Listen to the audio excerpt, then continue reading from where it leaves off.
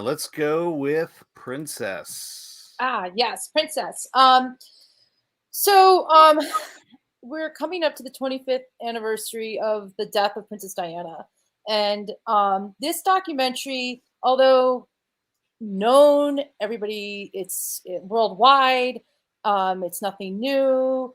But director Ed Perkins and a co-director, more of a producer, his friend, decided that they had to do something because they found footage that wasn't quite what the news had, wasn't on TV shows, and they revealed what happened to Diana and why it happened through other perspectives. So he had an incredible research team, and they dug up every British tabloid, talk show, radio show, behind the scenes footage, people who had VHS cameras from the time that her engagement was announced when she was 18, all the way through to her death and her entire life. And what comes out in this film is how it might have been a turning point for paparazzi and having known that they were part of the accident that killed her, and the man she was with, but it was also important that they made this film to show that a country actually really cared about her and what she stood for, no matter what was going down with the monarchy, and a queen who had to deal with being a queen, a Prince Charles, who's a narcissistic egomaniac, and having to raise two sons in this whole modern world, and thus everything else that's gone on with that monarchy. But the country, no matter who they are, what level they are, love this woman, and they still do. And I think that's why they were compelled to make this film. What's super interesting is there is so little, again, talking heads are just not in any documentary I've seen so far. It's all audio, but this audio rocks, and definitely talking with what Chris just said about British actors, British accents, the way they speak, their use of language, that really moves this film along. It could be a little too long. It could be a little too grandiose in how it was presented, but at the end of it, I just you have to wonder, like, everything that we're talking about today in this discussion, where are we going with what we're doing? What are we doing as a society? I don't watch the news anymore. I read it because I got so sick of it during the pandemic. I can't stand any party because I don't understand it anymore. I don't know who these people are. I don't know what I'm being fed. And I think that's why this film has kind of a life, because it's a mirror of who we are as people right now. And the amount of time and effort these guys put into finding the right things to show how everyone feels and people and coming together. When Diana went into Charles's life, and this marriage had to happen so they could produce an heir, or Elizabeth, the Queen, wanted an heir. England was in the worst shape ever. It was broke ass as a country, and people were in really bad shape. And it got better as time went on, and they got rid of Thatcher, and things moved on. And it became a little bit more happening and progressive, and a little bit more of a country of a united people. Because I've always felt, and I'm way overeducated on this, but racism came from England. That's how I feel. And it just spread out into the world. And it's there. It's right there in this film. It's not said out loud, but it is. And that's why I kind of liked it. It worked. It's a good Sundance film. And going back to why I just wrote an article about this. Why are film festivals important? For some, it's the curation of things being picked. And I think this one works. I know people are going to disagree with me, but I think it works. So yeah. Nice. How does it compare to the new film with Spencer? Kristen Stewart. Spencer? How does it compare to Spencer? Yes. So while I was watching the film, and I have watched The Crown, I have watched all the documentaries and the news things, and what Kristen Stewart is doing is that this woman really was plucked from nowhere to be the bearer of a heir to the throne, and they knew her. I mean, her family, they knew each other, but she was not trained in any way to be a queen and to deal with someone like Charles, who already had his life set up. She had to fit in, and because she had such a heart, and I think this is where Kristen Stewart does such a good job, is that this was a real person who cared about people, whose life's work still continues, and that's why.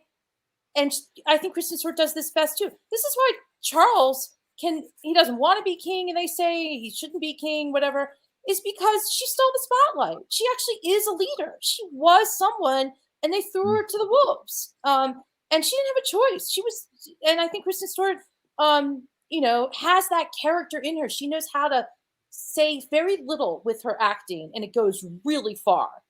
She's very talented that way. It doesn't take much for her to get her point across. And I think that there is a right to recognize this person, especially as a woman in that monarchy that is so outdated and outlived itself. That someone was trying to make a difference, and this is what happened. And everything that went down is historic, and will continue to be so until someone like her pops up again. That's an interesting bonus Spencer review. There's Yeah. I appreciate that, but it's like, isn't it just for tourism? Isn't that like, tourism and merch? Isn't merch like a big part of the royal family? Yes, absolutely. I mean, the Brits, so they're having spent time in London when the Thatcher era ended. England loves its paparazzi, loves its news, loves its tabloid. It is brutal, and it still is. Yet, that's how people connect to each other. They feel, I've got that mug. Do you have it? Did you see that? Like, they love this stuff. It's part of who they are. They're an island. It keeps them together, so to speak. And that's just sort of at the top of my head, because I've never really thought about, why does the world hate us but loves US culture? You can't sell enough Levi jeans to China and Japan for eternity, but they can't stand us, right? I mean, it's that same kind of obsession we all have with materialism, that iconic materialism. But I don't know. I mean, again, like this, and I'm just going to throw in real quick, because I know there isn't enough time, but the Sinead O'Connor film I watched too, that documentary, is a little bit more powerful, and why Sundance did a great job here is, here's a woman who freaking put it out there and said, F you to the Pope. You ruined my life. You've ruined everybody else's, and so far ahead of her time that nobody could deal with it. They didn't even know what she was talking about. Well, save that review for another live stream. Yeah. But just saying that they're picking these women as, iconic people that are important because this is what we have in our history. That's where Sundance did do a nice job. Again, documentaries, like we all say, we just love them. And the documentaries tend to always always do better. There's a Shanatsky says, I heavily disagree. Diana failed and loved the spotlight. She was deified because she died when she did.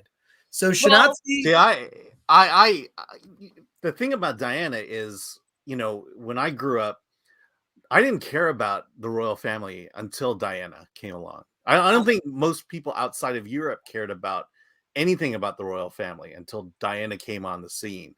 And I think that's the interesting thing about it. It's this idea of, there's this world of privilege of the royal family, and then this seemingly normal person thrust into it. And I think that's what endeared the world to her, because there's no other figure loved as Diana was. And because of her, why we hate everyone else about it, and why this, Harry and Meghan thing is such a big subject. And it's not because we love them, it's because of the controversy they generate. And so there's something about Diana herself that just kind of united the world in a way, which I find fascinating. I agree with that comment about loving the spotlight, because she had to. She had a choice. I mean, what do you do? She's thrust into it. But you're right. She had to actually embrace it, and that's what ended up killing her. So it's kind of a weird thing. That's why the film is sort of interesting to me. I wonder if this was the start of media training. If that's Right. this is the perfect example of it. Well, Chinatsky also says exactly her death helped them last another half century longer. Mm-hmm. Yeah. Keep them Yeah, relevant. and because any publicity is good publicity. Totally. Because it's all bad. It's all And bad. they know But how to we're still wrangle it. talking about them. Well, and they controlled it, I mean, this whole thing with Harry and Meghan, their choice to leave is because of the way that, Windsor Castle was handling their life. They had enough. Or did they? Who knows? It's in their, Yeah. I don't know. It's a very interesting topic that this royal family and its history, like all the way back to Elizabeth I, it's like the power is crazy and it's affected the entire world for Absolutely. centuries. And we're still talking about it. We're still, her. I mean, Chinatsky's got some good comments. Chinatsky should start a YouTube channel about the royal family. Photogenic white girl, also the only pretty woman in the royal family. I will not argue with that comment. Yeah, I mean, there's no, the Disney princess. It's, there's something about the princess, especially in the 80s, that was still much relevant, much beloved and revered at that time. Yeah. And Chinatsky also says, if you want a good propaganda film, see The Queen, which humanizes the Queen. Yeah.